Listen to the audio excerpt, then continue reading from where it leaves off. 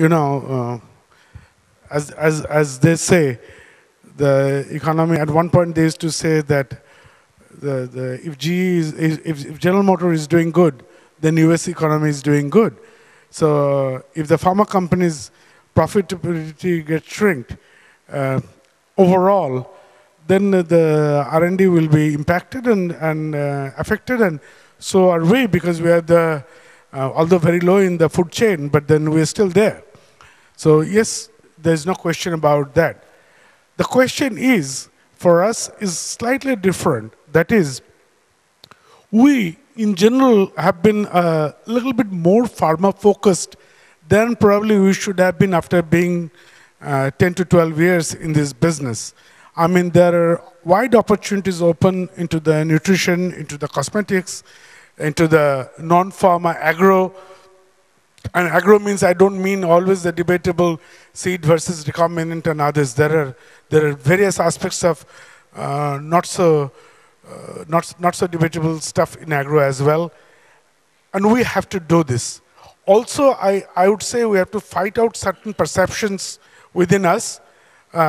I was talking to a very good friend, and I was telling, there's a perception of people in India, there's a lot of hassle in setting up animal studies. No. The question is, it's not really so much of a hassle. My own company, Biocon, for 20 years resisted the idea of setting up an animal facility. Finally, we did it. We did it under Syngene. It's a really big one. It's a 50,000 square feet animal facility with a completely ALAC and GLP accredited. And I don't think, at least in my tenure, I didn't face any hassle, and I'm just hoping that they will remain hassle-free forever. People have a concept that if we set up a dog facility, we'll have a problem. No, we won't. Sometimes we just don't dig in and find out. I myself, after being so many years in the industry, always thought that in India, it's impossible to get permission from the government to manufacture radioactive compounds and sell. The government, I was under the impression, India being such a regulated country in certain areas, this is something, it will be madness to even ask a government official, can you give me permission to manufacture radioactive compound commercially? So, never even bothered. And I'll tell you, I know someone, they got it. Question is different now. Question is, to manufacture, you need a huge amount of robotics to set up. Do we have that? Now that's an investment that we never thought. We thought, well, the license is a big problem. No, let's go beyond license. And if we do that, is there enough market? And there are other questions. So sometimes plain lack of knowledge and assumptions of things is not really right. So anyway, I would not, lunch is getting ready and I will not hold you up. So my own take-home message from all these things, even when I rake my own brain, is few things. To begin with, I always thought, and I will start with the same point, I mean, just because China is your neighbor and it's in near proximity, we don't have to be envious. It should be a source of inspiration, what you can do, and work on that. I personally feel that's very strong. In fact, I know that even the Chinese big CROs also reach out to some of us. That has happened to me even earlier, and it has happened even now it is happening. And let's reciprocate that on certain areas where we don't. Second, one point we didn't even think about, as if, and this is funny, if you see, it's our companies, except for Syngene, probably an honorable exception, but maybe a few others, is almost the linguistic bias of the CEO or the entrepreneur set up the company in one area. What's stopping us? At one point, I very seriously thought, and still I think, that many of us should go and reach out to China and set up our shops. What's stopping us from being global and taking advantage, some global advantage? I was seriously advised by Syngene board many years ago, Gautam, why don't you go to Vietnam? I was very serious that yes, why not? And set up some APIs plants there. Today it is happening, Malaysia, Vietnam. And I think we have to take the advantage and go a little beyond this and not keep it a very geographic. China is doing it all the time. China is investing huge money in UK, in some of the places, in drug discovery and other allied areas. What's stopping us in emulating some of those examples and taking it as an inspiration and doing certain things and get ourselves even better, rather than, cribbing ourselves about it? Thank you for my part.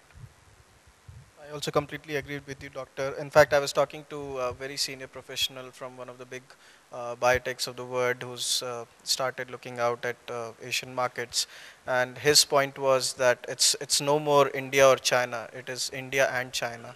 So they are looking at both the locations parallelly, and it's not that one of those have to be chosen. Both are key markets, and they are looking at to be present in both. I think we are running short of time for the next session, so I would like to quickly open the floor for any questions which you have with the panelists. I would be happy to take that.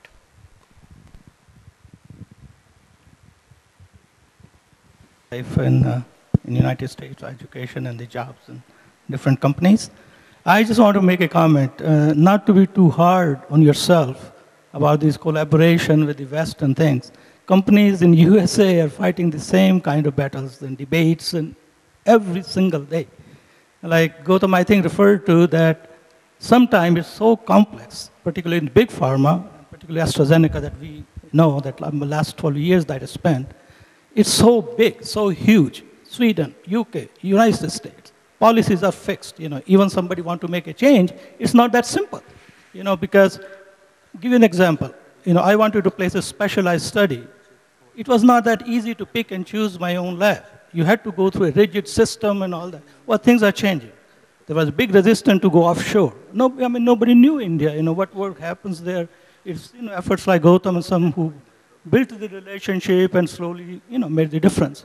So I think even though I don't know that much about the industry here in this country, but I've been observer in the last few years. And I think there's a great cause of optimism. I think there have been tremendous progress that I've seen, at least. Even the forums here, the quality of discussions has improved. Initially, 5 years, we were all talking about just cost effectiveness and all those kind of things. But there's a lot of brightness and a lot of significant changes. So there's a lot of cause of optimism, and I wish everybody well. Keep trying. Use particularly big pharma, they're always open to new ideas and new, collaboration, whatever you call it. But, their own problem. After all, it's a business. Hopefully, we are in a business of saving lives, but money is the bottom line. And it's not like money is just floating around. Anybody can build relationship with anybody. So we have to deal with the system. But India, what I've seen, has done great in the last few years, and I see a lot of cause of optimism. Thank you. Thanks, Raj. And for the early proof of concept for anybody in India? Good question. I think it's a clarification. Our own processes, we are open to anybody who brings out a molecule to us. And so it is any field of discovery? Any field. Any therapeutic area? Any therapeutic field. Okay, thanks. It's an amalgam with what Dr. Sanjay Mittal said. Dr. Gautam Das, you started with the comment that, that there is a credibility, crisis, or I mean, maybe crisis is too harsh a word. So how, and because, we have to switch from the cash and carry model to the actual. So what is the missing link to, to narrow that gap, credibility gap? Is it something what Dr. Mittal dwelt on? Where he talked about, common goal, trust, ethics, and of course, the transparency.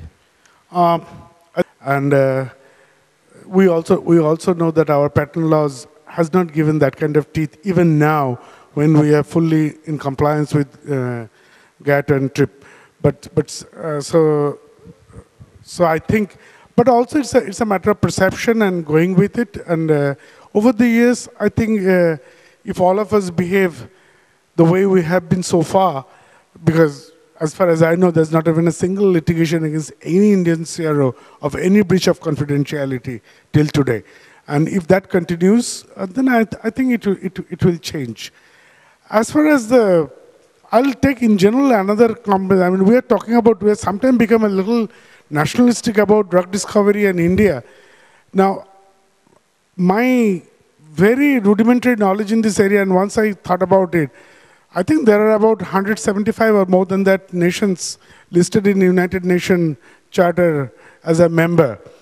And when I picked that and look into the drug, how many of them really discovered new drug? The list is actually almost to 10 or 12, actually even less than that. And sometimes even the size of the country doesn't matter, because Sweden is when they discovered omeprazole, probably there are probably about a 6 million, 8 million people, and Bangalore was 5 million at that time. So it doesn't matter.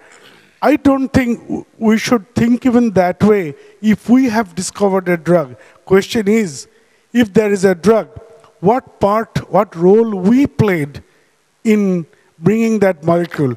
Drug discovery in future is going to be more and more pan-international collective effort. And let's not at this point start looking so much inward and get into some false pridehood in this thing. But the question is, are we getting ready ourselves very well, even what we are doing? If we do our bit well, that's good enough. And that itself will make us sustainable for a very, very long time. Thank you, Doctor. We are actually overlapping into the next session now. So I would like to just summarize. We had a pretty good discussion. We talked about how the cash and carry models is now being changing, and we are moving more towards the risk sharing, where Dr. Das told about the need for the skin to be in the game by the Indian CROs. We also had a very interesting views from Dr. Mittal in terms of collaborative and institutional focused research, how these would become more important going in future. And from Prabhuda, we looked at his views in terms of how Indian CROs have to build in trust and transparency into their in-house systems while they deal with the global big biotechs and big pharmas. So I think thank you all of you for your views, and I would like to thank all the viewers for participation. Thank you.